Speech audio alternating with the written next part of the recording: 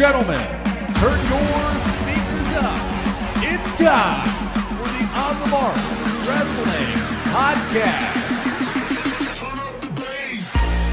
A podcast discussing all things AEW and WWE. Oh yeah!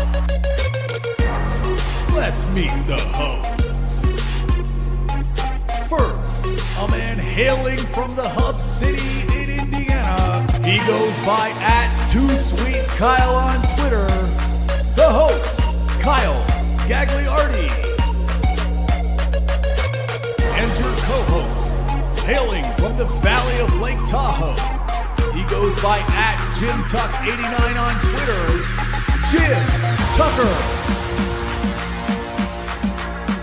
And last but not least, hailing from the cornfield somewhere in Indiana, the full-time part-timer, Ian Garavaglia. Turn up the bass. Be sure to follow us on Twitter, TikTok, and Instagram @PodOnTheMark.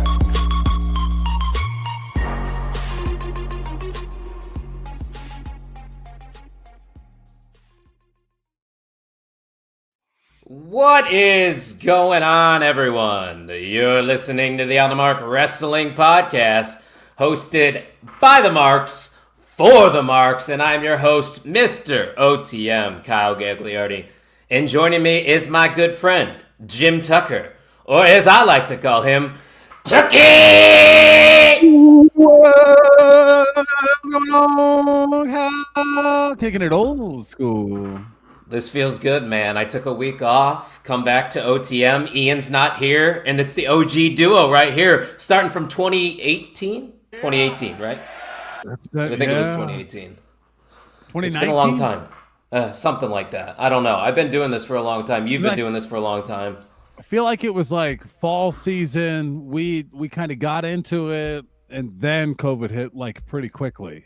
And we were like, can we podcast at your house together? Are we going to, because for a minute, breaking protocol. Yeah. Like, am I going to, is the Gestapo out looking for me? I don't know, dude, but it's been a minute. And many podcasts have come and gone since we've began and started plugging away. But OTM and the Main Event Network still here, still bumping. And as you said, pre-show with producer Deadpool in the background. It was a great week to be a wrestling fan. Yes, I guess I picked a good time to return to podcasting. It's not like I took a long break or anything. Just had to reset a little bit, Tuck. You know how active I am with this wrestling content creation. Now, it's not just wrestling content. I decided, you know what, Tuck? Let's bring back A Family Divided is where I started my podcasting. Interesting week. Takes a week off due to content fatigue. Immediately launches another content stream. You know what? Sometimes you just got to get right back into it full force. Just go into it, you know? Yeah, I guess. It's great to be back. It really is. And it's great to see Dirk Vogus in the chat. You know, hi, Dirk. It's good to see you once again. And Dirk Vogus, that's a great name. Well, anybody named Dirk sounds like a stand-up individual. What a name, right? Dirk Van Fleet. Yeah, the chat's going crazy already. We got Eric Douglas in the house as well. Eric, appreciate you stopping by. Kine is here as well, who is going to meet John Cena in, I believe, 2 days, which is a pretty big deal, Tucky. Dude, that's dope, Kine. I have so much fun. So excited for you. It's going to be incredible. Oh, look at that. And Great Brown Hope said he's working, but he's got us on the speakers. See, there's no excuses. You can always get your OTM fix. This is like that multi-man tag match where they get their music out to like halfway up the entrance ramp. The chat is loading up. Brett, I'm gonna pass the comment section to you, brother, because it is lively tonight, it looks like. Well, it's a great time to be a wrestling fan on a Thursday in Indiana and Nevada. Yeah, that's right. And we got to do our little shilling before we get into things because we got a lot to talk about. Monday Night Raw was great. Blood and Guts happened this week. But guys, if you love what we're doing here at OTM, this is episode 268. Like we said, we've been doing this for almost 6 years. And to keep the lights on, the best way to support your favorite podcast that's live every single Thursday is by heading to our merch store. Tuck, why don't you tell them a little bit of what we have to offer over at the On the Mark Wrestling Podcast.com? on the markwrestlingpodcast.com. If you like clothes, we got them. Shirts, got them. Hoodies, got them. Coffee mugs, not clothes. A coffee mug is not clothes. I understand that. Tapestry in the back, we got it. Many things that help you show your support for us.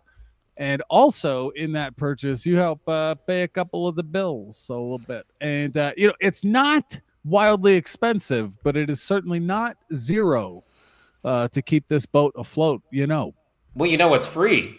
Just hitting the subscribe button. Because like Brett said in the comment section, I think we are 14 away from 500, which Ian is not here right now. And he keeps trying to delay the inevitable because we know we are going to, reach 500, Tuck. And he's kind of trying to back out of actually doing things for the entire stream. It's like, I get it. We can watch you sleep for a little bit. That's fine. But like, we got to have some content, right? He's got to be doing shit. No, it's what? Why watch a guy sleep? Well, I mean, he's got to sleep eventually. It's a 24-hour stream. You know how many people have stayed alive and alive? Many people have stayed alive for over 24 hours. That's some haven't, unfortunately. We'll have Bert in the background get a number. How many people live past 24 hours? I would say 99%. I'm not trying to watch a dude sleep. That is a different part of the internet I have yet to explore. But that's not the goal, kind. We can get there before 2026, right? By Christmas. By 2026 is 5 days after Christmas. That's not. I guess you're right. I guess the math doesn't matter there. How about Thanksgiving? Can we get there then? Just auto shit on kind when you see him in the chat. Nope, that's not 2026. I'm talking Christmas, dude. At least 5 days ahead of that. Oh, you know what? Eric said he's got beef with my Hoosiers because he bet on them and they only won by 3. But all that matters is that the Hoosiers won and that the Hoosiers are still number 2 in the country and one of the best teams in college football. And they never were. They were one of the worst teams. They literally, 2 weeks ago, you could have said the Indiana Hoosiers are the worst team of all time.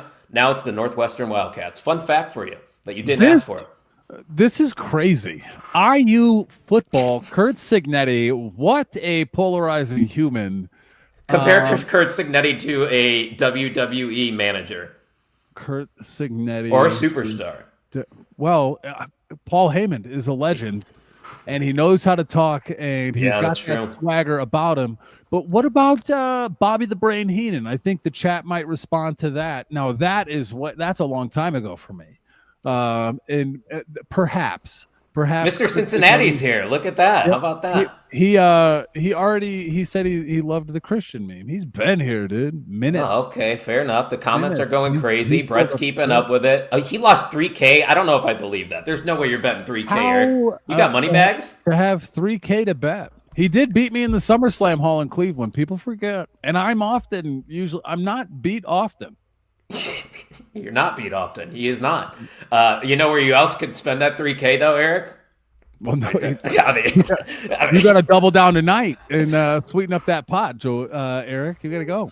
And while we're at it, guys, make sure you're following us on X, on Instagram, all the socials. That QR code takes you to everything OTM and show some love to the Main Event Wrestling Networks. Tuck alluded to it a little bit earlier, but there's a lot happening behind the scenes. We just had a call to, set up things into motion for this final John Cena match here on Saturday's Main Event. We're going to be having a mixer. Just so much fun stuff going on, Tuck. Just a variety of pro wrestling content. It is a hodgepodgery, potpourri conglomeration of guys talking grapples. Oh, you kind of just muffled in and out there for a little bit. I hope your mic's okay. Are you all right? I hope Talk you're to okay. me. Yeah. I am okay that I'm here with you. That could be me. I might have been lagging in real life there, but it's a great time to be a wrestling fan. You know what, OTM boys, we lag a little bit in real life. That happens. That's normal around here. The ops are never lacking. The OTM boys often lagging, but never slacking. Nope. That's right, baby. Let's talk about the most important news of the week, because you see the shirt I'm wearing. You see the Intercontinental title behind me. Put 2 and 2 together, people, because John Cena, the greatest of all time, is now officially a Grand Slam champion. Now, Tuck, this wasn't advertised for this week's Monday Night Raw. Things started off with Triple H and John Cena, and it was an impromptu Intercontinental title match. Now, there was people murmuring that this could be something that they go to, but obviously they did. They pulled the trigger, and we got a really solid match, I think, between Dom and Cena. in his hometown adjacent because he lived 25 miles down the road. Just the perfect moment. And I know the John Cena, retirement tour hasn't been the greatest, Tuck, but they really have been doing a good job at giving us at least moments to hang on to in this final year. Well, they got the train back on tracks. The thing for me was like, I don't know that we would have wanted the greatest hits all year either. John Cena having the retirement tour, the last year is now, I certainly think they're riding the ship lately, and it has been fun. The heel turn was a moment we will never forget. The face turn, we could have remembered and been there in person, but that we weren't even watching live, Tuck. But again, if he's doing these types of his match with AJ Styles, just what? That's my favorite match this year. So fun. What way to engage the participants of when we're viewing, we become participants in the match by watching what's going on. It's a tough situation. The greatest of all time. If he did that type of match all year, we would have been pissed because he didn't have a feud or the storylines weren't compelling. And I thought this was the perfect change of pace for Raw with Dominic Mysterio coming out. I had no knowledge that this was a possibility or was potentially leaked prior to the show. And I felt like the smartest dude in the house because I told Augie, I was like, dude, here comes Dom. Cena's going to win it. Augie responded with a, yeah. So of the only two of us in the house, I felt, it was fun, and it puts a different spin on the last time is now tournament, in my opinion. Oh yeah, that's exactly what I was going to bring up. That's a wrinkle into it now, because I originally thought Gunther was the favorite, but now that you have this Intercontinental title, I think me and you are going to agree on this point. Gunther doesn't need the Intercontinental title. He's above that now. He already did what the most you could do with that title, So what does he gain? And John Cena holding the Intercontinental title right now does not need Gunther to elevate it after he drops it. And so to me, I think I've scratched Gunther, and I didn't. And that was that was the person we had written in, like so many people, and it made sense, and it would have been awesome. But the IC title of it all puts a different tint. And I'm loving the mystery opponent thing too, because we were critical of that last week or a week or two ago, in that we got all four of these guys and it's not a great match. But the mystery opponent, hopefully they'll over deliver and justify these ticket prices. Right, and kind of let Cena, or what kind of saying here is Cena still could drop the title. Wait, what are you talking about? I think he loses it at SummerSlam. And you mean Survivor Series? He means Survivor Series, not SummerSlam. You don't think he's going to be in the War Games match? See, that's another thing we're going to get to as well, because the War Games seems to be shaping up finally. I'm not really sure where does he fit, though, into that? On the good guy's side? But why? It's like what we're going to get to it, trust me. Let's save it for later. Yeah, we're on our way. Well, I know we're on our way, but at least John Cena now he got the 17th record, world title record this year, and now he finally completed the Grand Slam. So he can check every box off his checklist and retire on his own terms. Not many people get to do that. So that's why I think this is just awesome. And again, the exclamation point, heel turn too. And so he's hit a lot of points. A lot of boxes have been checked off. Regardless of overall grade letter we're going to give this retirement tour, it's certainly trending up in November, weeks away, a month away, December 13th, right? Yeah, we are a month away exactly from today. Yeah, that is crazy. 3 more days left of John Cena, and for him to do that in his hometown, I mean, just what a wonderful moment that was. And they sold that place out, right? There's people behind, I think, the entrance stage, like they do in Chicago, Oh yeah. Which, speaking of Chicago, breaking news, I guess we could say, Chicago is getting the Elimination Chamber. So, and that is going to be taking place at the United Center, which, if you know ball, it usually is going down at the Allstate Arena. So, Tucky, we got, I think, another extra 8,000 seats in the United Center compared to the Allstate Arena? I don't know if producer... One of the largest venues, 18,500, 19,000 in the United Center. It is bigger than the Allstate. It is going to be incredible, and Punk's going to win. Punk's going to win. You don't announce that in Chicago unless Punk's winning the Elimination Chamber, right? Well, are you going to get ice cream? Last time you were in the United Center with CM Punk, you got ice I cream. did, and Will the CM Punk the wrapper's not around anymore, but I did keep the wrapper in a box. Where is it now? I think my box isn't there. I used to put it in like the old ticket stub collecting thing that you Put it used in to the do, but now frame. there's no. Yeah, Picture frame, dog. I got a lot of things that I'm gonna have to do when I get my new house. Which, by the way, meeting with my real estate agent next week. Oh shit! Yeah, things are in motion over here. I'll tell you what, we're gonna have House Liardo with an actual studio. There's a few houses right up the block here. You I'll fucker. send you some pictures. You fucker! I knew you were gonna try to get me to. Come on, dog. come If on, heaven is anywhere, we live in a postcard, brother. Yeah, you do. Just imagine Kofi Kingston wins the tournament. No way. On his way down to Cena, Edge takes him out, takes his place. The Edge thing's not happening. It's not. I'm sorry, guys. Okay, but yeah, are you going to put him in the tournament to have him lose? Yeah, exactly. And that's why they're not putting Jericho in it, I don't think, either. A lot of people are saying you got to put Jericho in the tournament. No, you're not going to return Chris Jericho to have him lose. Dude, And Brett them... compared the arenas. By the way, it's a 5,000 seat difference between the two. Yeah, I agree. I'm also looking at the number. The math checks out. Okay. You thought you were going to roast me, but I got it right, dickhead. I was trying, dude. Sometimes I look for it. I can't. To be fair, at least Kind's self-admitting here. He said, let me be deluded. Delude as you will. Yeah, I was at Punk's AEW debut, and I was also there when he returned at Survivor Series. Not to brag. It's kind of cool. Blood and Guts sold a 5K in a 23K seater. Yikes. That's not what it's about, though, in AEW, and we're going to get to that. Trust me. We're going to get to that. But enough talking about John Cena. Let's talk about the rest of Monday Night Raw.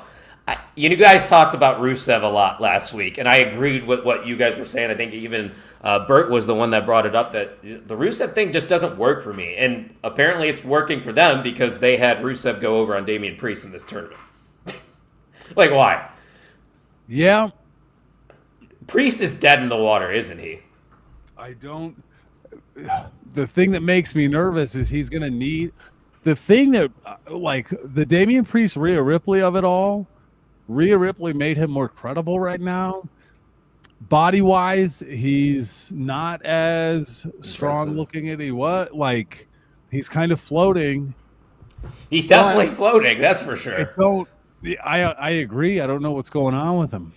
Did Alistair make Priest lose? I don't know. I don't even remember how that match ended, to be completely honest with you, Eric. Do you remember how this one ended? No, Brett's even shaking his head now. Okay. To be fair, guys, there's a lot of wrestling, so we can't remember every little detail. But how excited are you that Rusev's moving on? I told Augie, we were sitting there, and I said, clean victory, by the way. Sometimes in your wrestling life, you're gonna remember where you were. When this happened, when that happened. I remember where I was for the Cena heel turn. I remember the War Games, NXT War Games we were at the just things you can't forget. And I told him, I said, Augie, you're going to remember this. Rusev over Damian Priest, round 1 of the last time is now 2 tournament. It's incredible. Gosh, I'm going to forget about it now as it goes off into the abyss. It's great. Couldn't remember it 3 days ago. It was 3 days. It wasn't that long. I'll remember how much time in my life I lost because of this match. That's fair, Bert. That is fair. It's pretty cool, though, and Tuck, I know you go to a lot of events, too, because we go together, but as I put on this WrestlePalooza hat that I went to with our producer, Bert, I got to go to 3 big PLEs this year, and I don't really, sit down and reflect on that and appreciate it. I was at the Royal Rumble with Bert and the boys in Indianapolis. I was at SummerSlam in New Jersey with you. And then I got to go to WrestlePalooza, which was the first ESPN PLE. Not a lot of people get to do that, which is pretty cool. I guess I'm kind of bragging here, but I'm also reflecting out loud. Yeah, and my advice is to take advantage of it. You're right. Now, seeing the year you've had, I've had years like that, going to all the different events, and now it's really maybe if they're in Sacramento, we can sneak over and get over there, but You got to pre-plan your shit. Yeah. SummerSlam is my World Series. It's my Super Bowl. All reliable. And that's I think that kind of justifies how aggressive I am. I look forward to that weekend every year, and on my way home from that weekend, I start thinking about the next one. Minnesota, here we come. But I do have a question. I'm a little worried. Isn't Money in the Bank around the usual time that we do SummerSlam this year or upcoming year? I'm pretty sure. SummerSlam's already determined. Oh, what date is it for next It's year? the same weekend as always. August. Oh, 2nd, okay. 3rd. Yeah. I don't know why I thought Money in the Bank was so close to Money in the Bank is SummerSlam. in September now. Oh, they moved it back. Okay. I was Yeah. thinking the wrong direction there. Okay. Disregard that. At least we know when SummerSlam's going down because we're going to be there, right? We're going 6th. September 6th SummerSlam, for Money in the Minnesota. Bank. Can't wait. Tons of Airbnbs. Very close. Minneapolis looks like a fucking city. I can't wait. Yeah. And Eric, to answer your question, he missed the NXT Night Shift this week, which, by the way, if you didn't go check out NXT Night Shift, go do so on the Main Event Wrestling Network YouTube channel. But, yeah, I am excited. Sol Ruka's returning next week. She'll probably be in the ring this Saturday. I'm going to NXT Live in Chicago at the Aragon Ballroom with my cousin, T-Walk. And Obafemi's supposed to be there, Tuck. Ethan Page. Yeah, it's going to be a good time, I think. 4th row, baby. Have you ever been to the Aragon Ballroom? No, it's old, though. I know that. Small. No, it's cool. Like AEW went there. It looks like Aladdin in there is my thing. Okay, fair enough. I got an email, though. And so, like, when I bought the tickets, it said row 4, and it gave me seats. But then the Aragon said, it's standing room only venue. All tickets are general admission unless otherwise seated. So what does that mean? Wait, but you're otherwise seated, aren't you? You bought row 4. Oh, I guess you're right then. So there's probably GA outside of... Well, like GCW, right? You can buy... Oh, right. Or you can buy a GA and just stand every fucking where you want, anywhere, and make it wildly... Which is fun. convenient to move anywhere. I hate it. Oh, you don't like the GCW? No, I like seats at GCW. Me too, yeah. You got your chair spot to stand. The general admission... ass for me. I'm just Ian loves the general admission. I'm not a GA guy at GCW. I don't like the wiggling, the moving. I'm a frequent flyer in the bathroom. You know that. I pee a lot. It's just I know who I am, and that's getting older. But I think you're okay. You bought a ticket that says row 4. It says row 4, seat 24 and 25. You would be the otherwise seated, I feel. If I am not like that close to Obafemi, I'll be disappointed. Because man, he looked like he put on some muscle. I don't know if you watched NXT this week because it was a shadow at the end. But like, have you ever play that when you're working out and then tell me you're not going to walk around like that in the gym?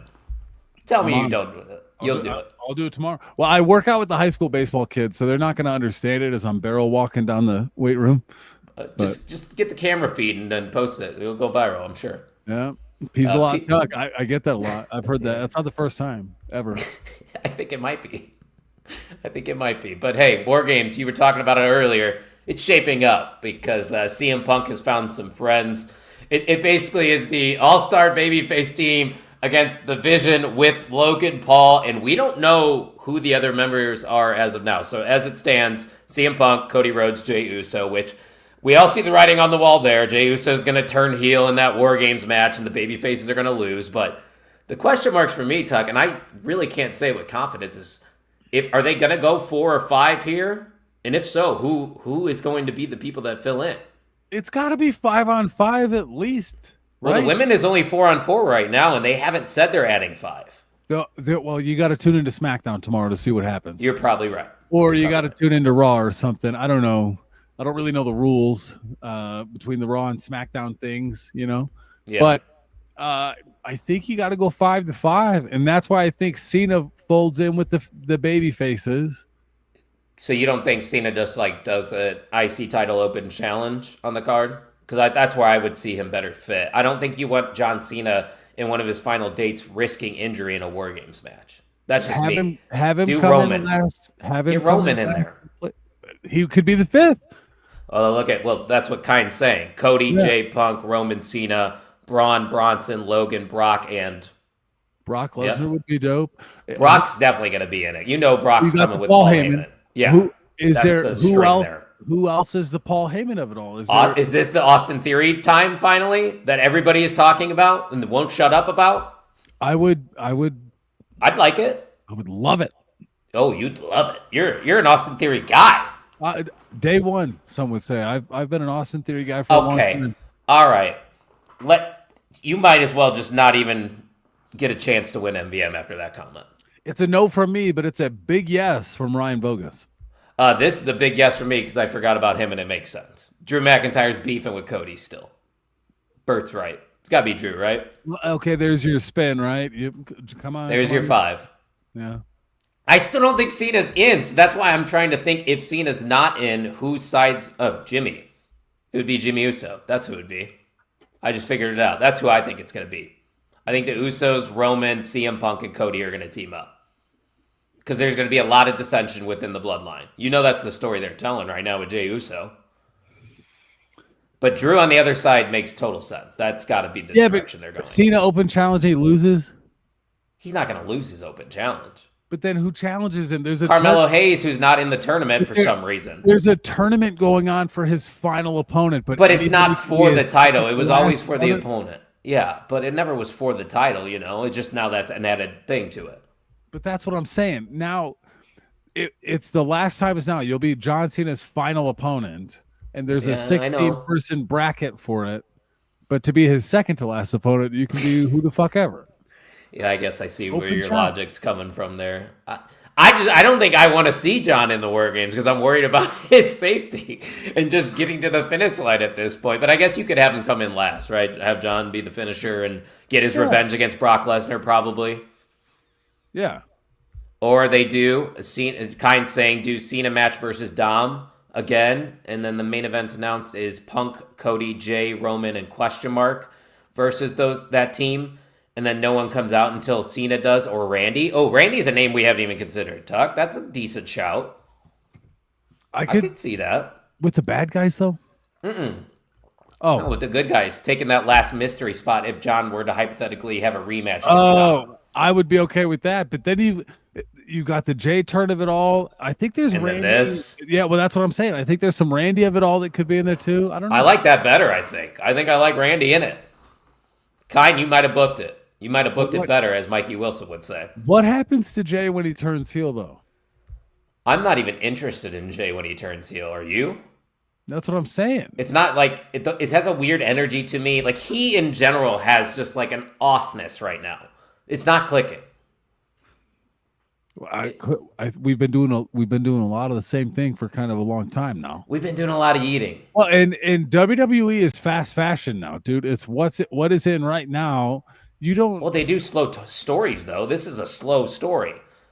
Which one? The J of it all. No, but that's what I'm saying. Like, we have less patience for a Jey Uso, the runs of it. Like LA Knight is in and out. You've got ups and downs and waves, and LA Knight, Drew are in the same boat. They get shotgunned to the main event scene. They lose. They go back down. They work their way back up. They lose. They go back down. It's the unfortunate truth. And LA Knight's not even a name we're talking about. He would make sense in the War Games. He's got ties. Yeah, he's got ties with Jey Uso and Punk and all them. LA Knight is the second wrestler that third Augie. He knows Cody Rhodes and he does the whoa, but he doesn't know it's Cody Rhodes. When he sees LA Knight, he goes, Knight. So, yeah.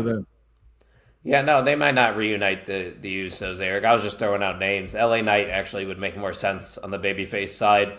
LA Knight's also in the Last Time Is Now tournament. And speaking of that, there was another match. Sheamus defeated Nakamura in what was a fine match. I think Sheamus winning makes the most sense, Tuck, because he's another guy that hasn't got that Grand Slam, I believe. Yeah, well, and there's a story to that, right? If Sheamus ends up being John Cena's final opponent,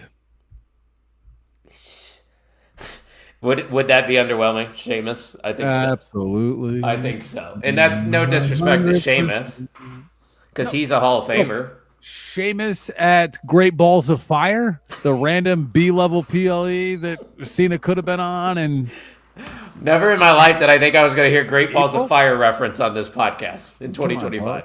Come on, that's a deep cut. Oh yeah, and they say we don't know ball. Or who was on the cover? Let me get you now. Who was on the cover? Undertaker, Big Show. I'm pretty sure it was Samoa Joe, because didn't he face Brock Lesnar? No, I don't know. They did more than one. I think. Oh, you're right. Because Ambrose faced Triple H, I think, for the title at a Great Balls of Fire, if I'm not mistaken. Brett, if you could pull that out, that would be impressive. I don't think I'm right though. Your shovel, Bert. No, why is everybody talking Zilla? Zilla's not ready. Zilla still can't get his bookings right in the indies right now. He's still young, too. Yeah. It was Lesnar and Samoa Joe, by the way. I was right. Ding, ding, ding. Circle gets square. How about that? Okay. Any other thoughts, though, from Sheamus weren't Nakamura? No, we weren't. Oh, It was all fun. right. We move on.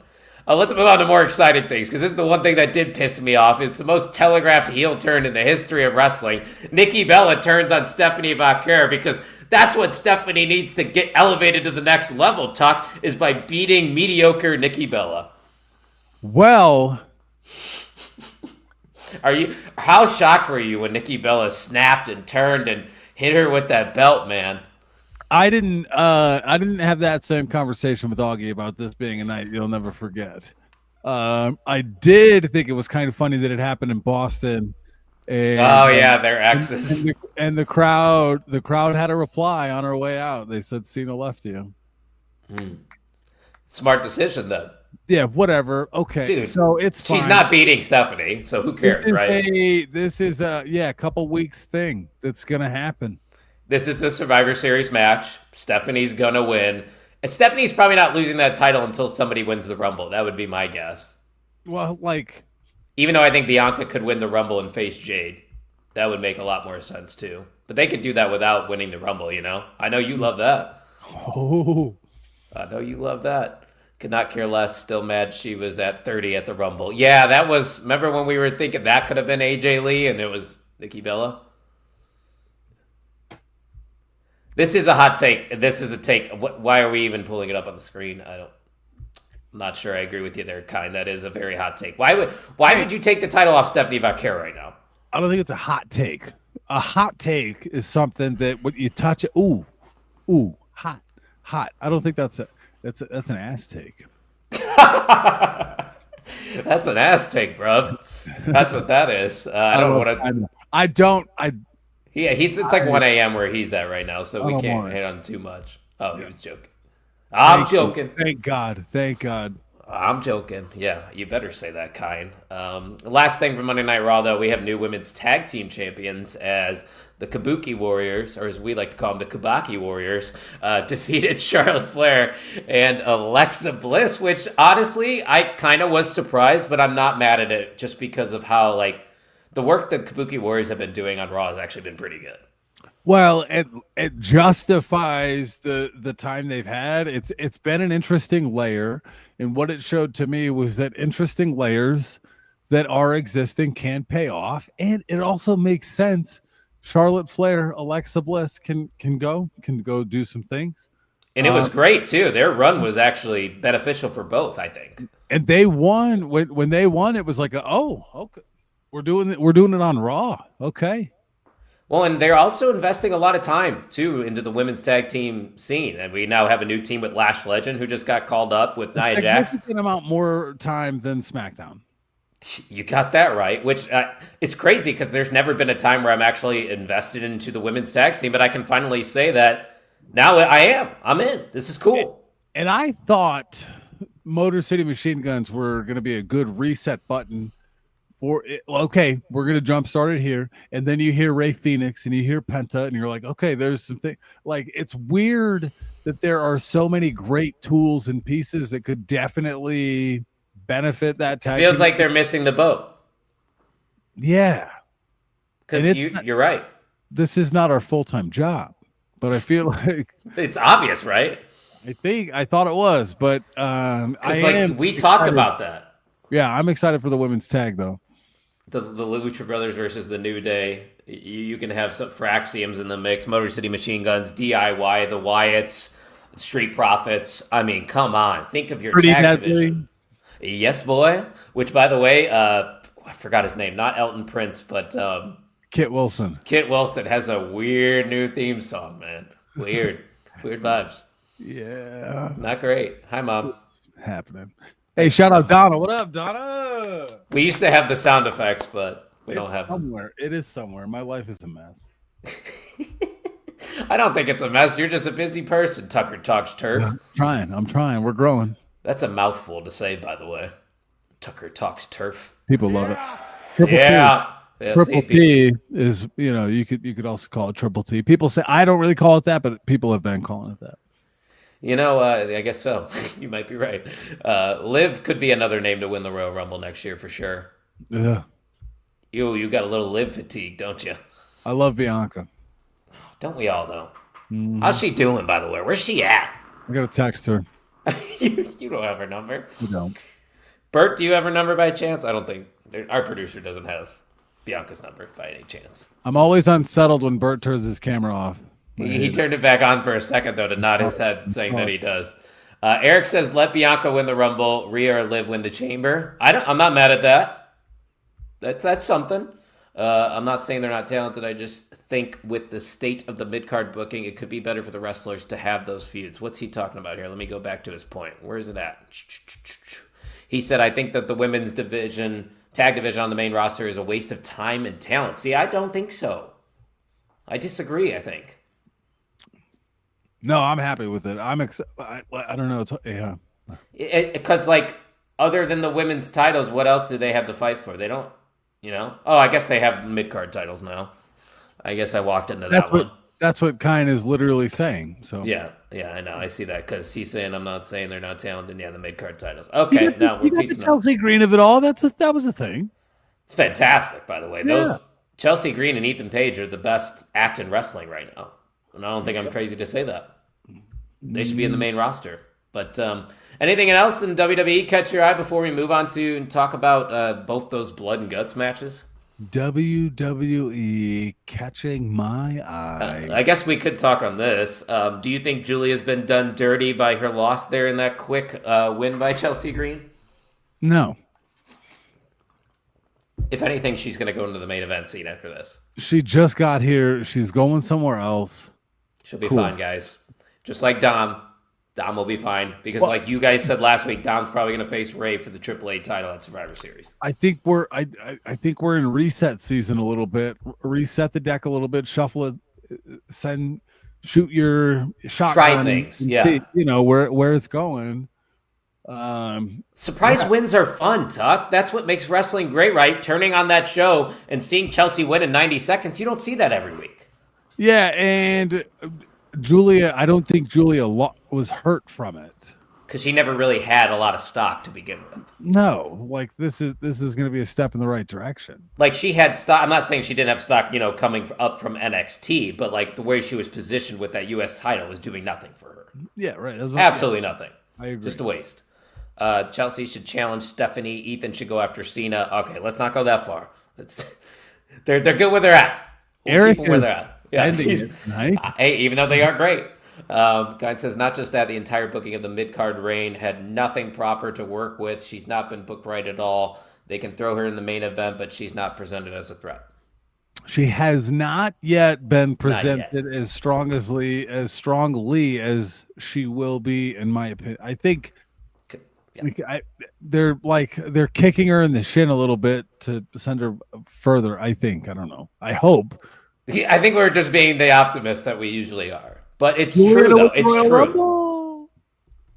I can't buy on that right now. She's not hot enough, and we only got 2 months. Dude, they're 3 months, I guess. Series together in 9 days or 12 days. It's fast.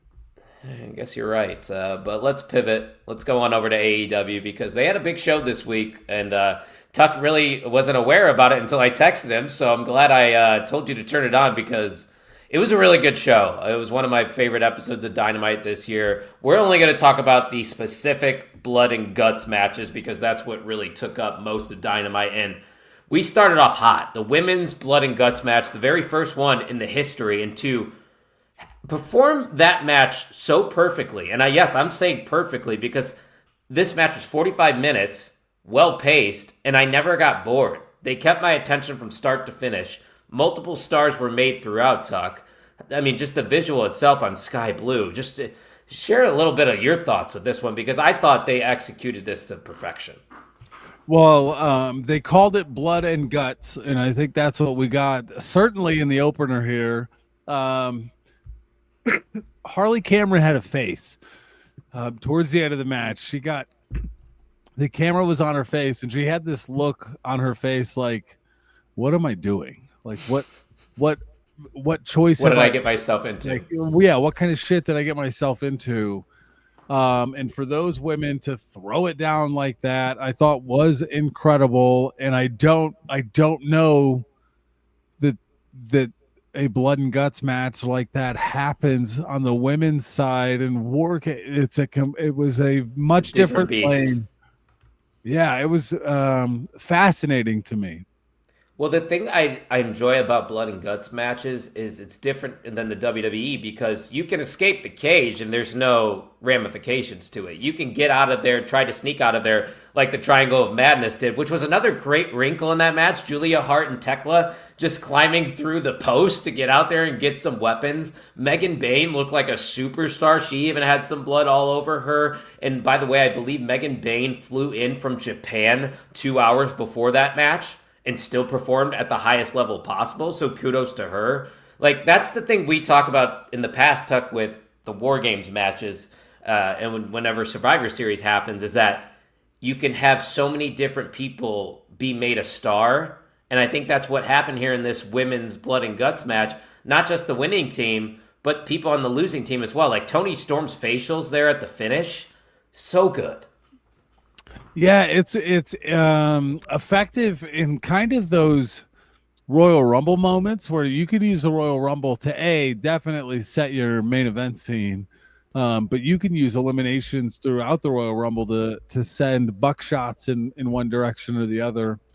And this blood and guts match certainly delivered in that regard. I hate their ring.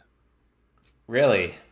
Why is that? You don't like the setup? Like the random gap. Okay, so like on the ends, they have the platform to try to snug it up to the cage, but then there's like a 6-inch gap. Like their legs caught up in that. Like I just don't. I hate it. Okay, I see where you're coming from. Box there. the It whole doesn't bother area. me as much. Let them go.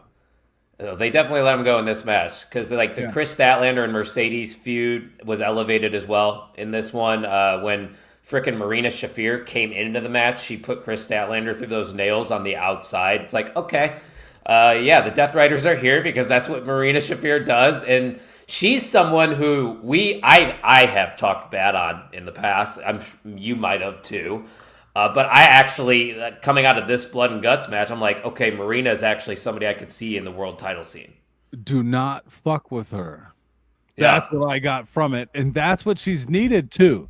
Because if she's not going to be a power promo, charismatic, enigma type, like she has to be an assassin.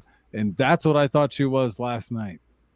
Yeah, and the babyface team, I don't think they get harmed by the loss. I mean, especially with having the AEW Women's Champion on their side. She was out of the equation because she did that Samoan drop to Mercedes through the table on the outside, which was another nice wrinkle to keep them separated. And I think it was Kine or maybe it was Eric that made a comment, where were all the other babyfaces when Toni Storm was getting beat down? I think they were pretty much taken out by that point, weren't they? Yeah. Because it was what? Mina? I'm trying to remember the babyface team. Willow's a star. She's great too. I love Willow. She's been world champion, right? I don't know. I think she has. In AEW? Yeah, I thought she has. Maybe I'm thinking TBS. Maybe I'm speaking it into existence, though. Who knows? Somebody will correct us, though, in the chat. Anything else, though, from this match catch your eye? Because to me, this was another match of the year candidate. I put it on my list right after I saw it. I thought it was great.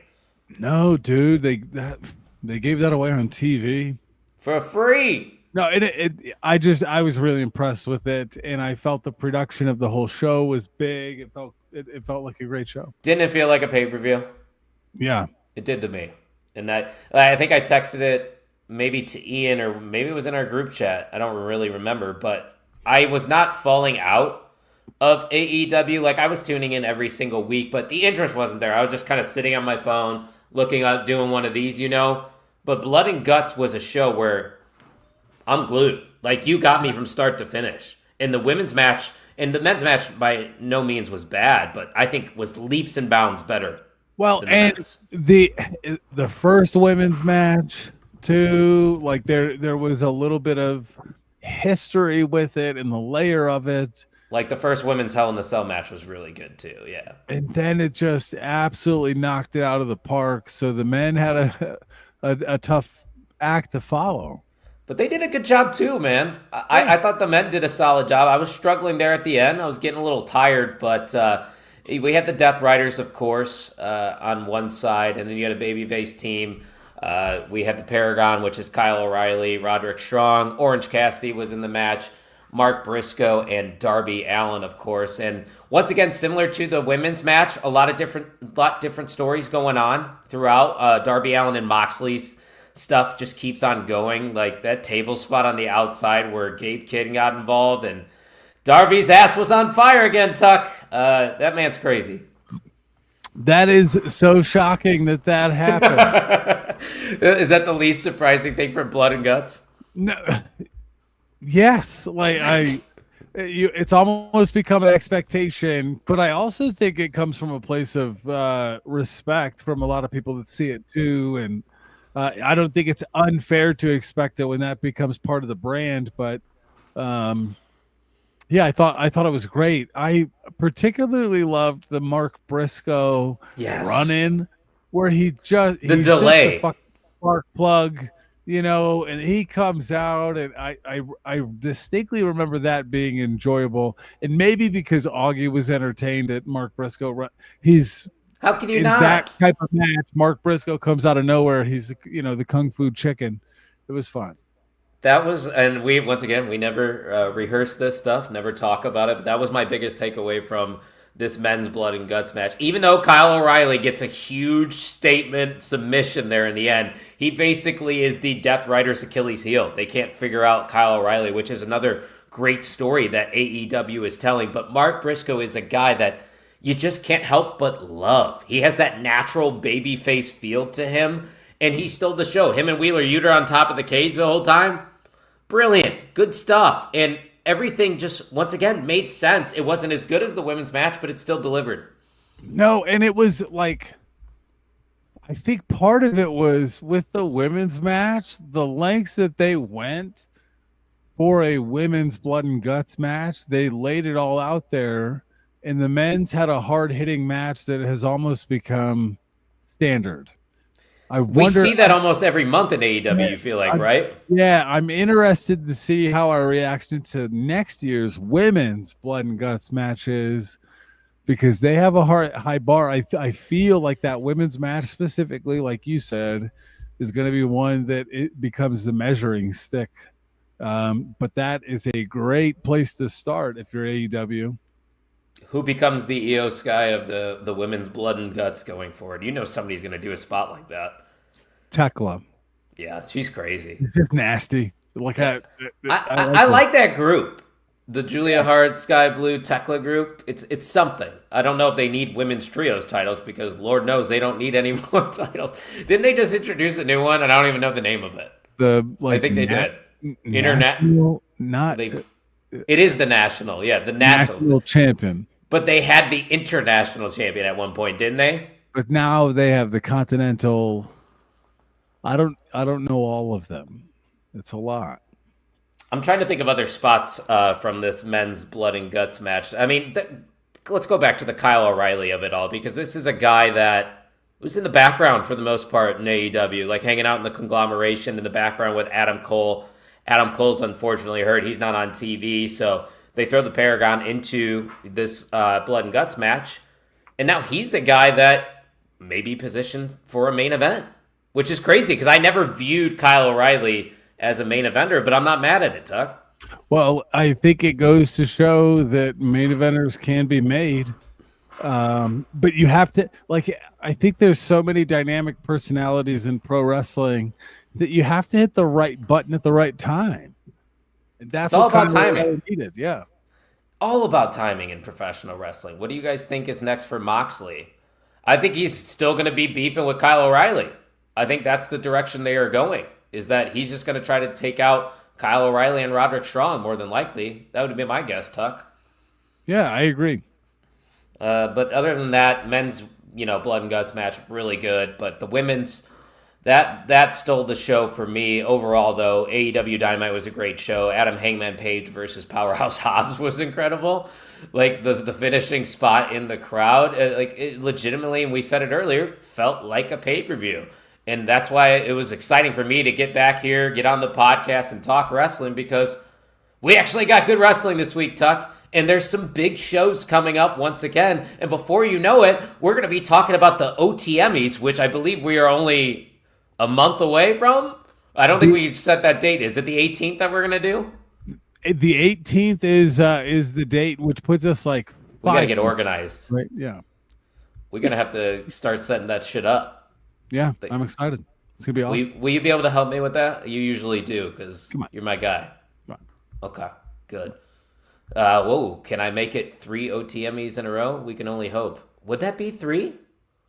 Huh, that would be 3 years of him and the OTMEs. That would be crazy. We're definitely going to do the guest presenter thing, right? We got to keep that a tradition. Absolutely. I don't know that we need to change the formula that much. Maybe look into categories, shore those up, and make sure we're in a good spot.